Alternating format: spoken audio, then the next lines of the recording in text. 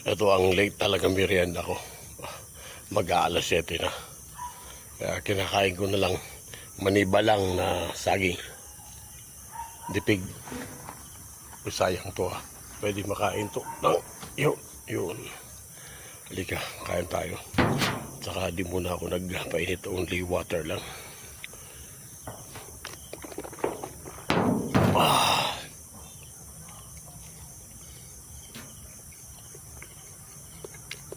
Hindi na siya katulad ng hilaw na kinakain ko. Medyo may katigasan pa naman pero malapit na talaga mahinog. Maniba lang ng saging kung tawagin.